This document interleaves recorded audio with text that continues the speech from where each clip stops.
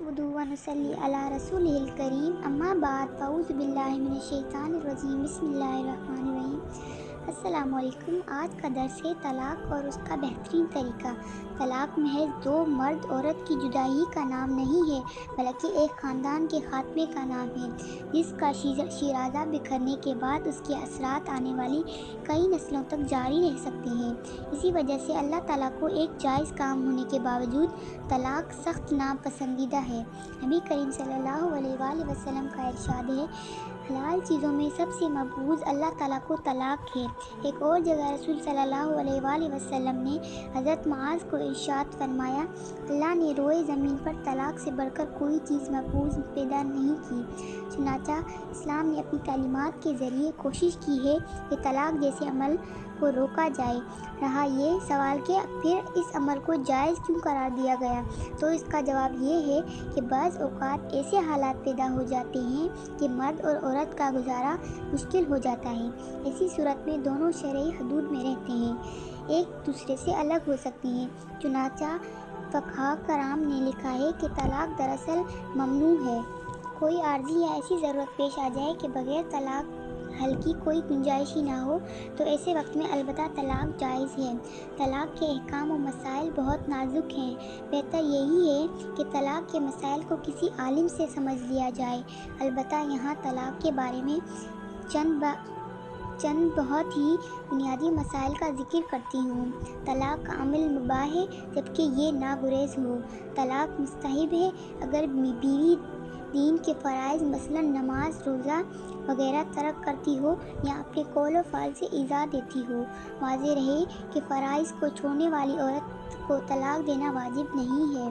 तलाक वाजिब है अगर शोहर का बयान के साथ भले तरीके से गुज़र बसर करना मुमकिन ना रहे। मसलन शोहर नामर्द हो, शोहर के सिवा किसी और को तलाक देने का अख्तियार नहीं है। अलबत्ता अगर शोहर ने किसी और को कह दिया हो कि इसको तलाक दे दे, तो दूसरा भी तलाक दे सकता है। सोते हुए मर्द की ज़बान से तलाक के अल्फाज निकलें तो इस सूरत में इसकी बीवी को तलाक नहीं होगी। तलाक का बेहतरीन तरीका।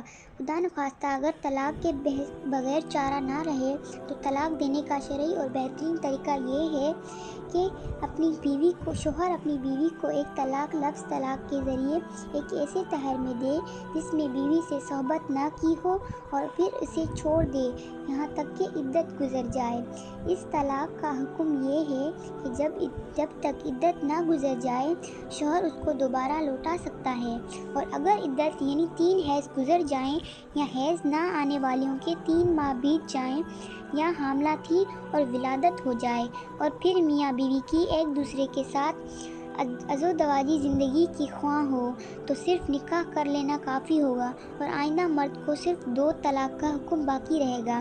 तलाक के इस तरीक़े को एहसनुल तलाक कहते हैं। हकीकत तो ये है कि तलाक जैसे भी दी जाए अच्छी और नापसंदीदा अमल है, लेकिन अगर तलाक देना गुरेज़ ही हो जाए तो तलाक देने का मज़कूरा बिल तरीक़ा से सब बेहतर है, इसलिए एहसनुल तलाक कहा गया है।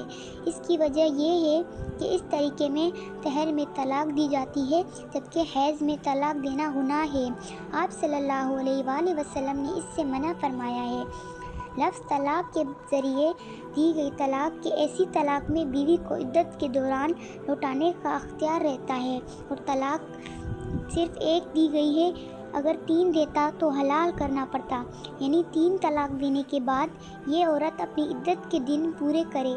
फिर इद्दत के बाद इस औरत का निकाह किसी दूसरे मर्द से हो, फिर नए शोहर से इस औरत की सोहबत भी हो, फिर इस मर्द की जानिब से तलाक हो जाए, फिर औरत अपनी इद्दत पूरी करे, इद्दत के बाद दोबारा शोहर से निकाह करे।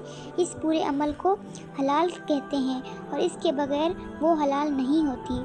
तो आज का दर्स है कि तलाक अल्लाह ताला का नापसंदीदा अमल है और हमें इस अमल से गुरेज़ करना चाहिए। उम्मीद करती हूँ कि आपको मेरा आज का दर्स अच्छा लगा होगा। शुक्रिया।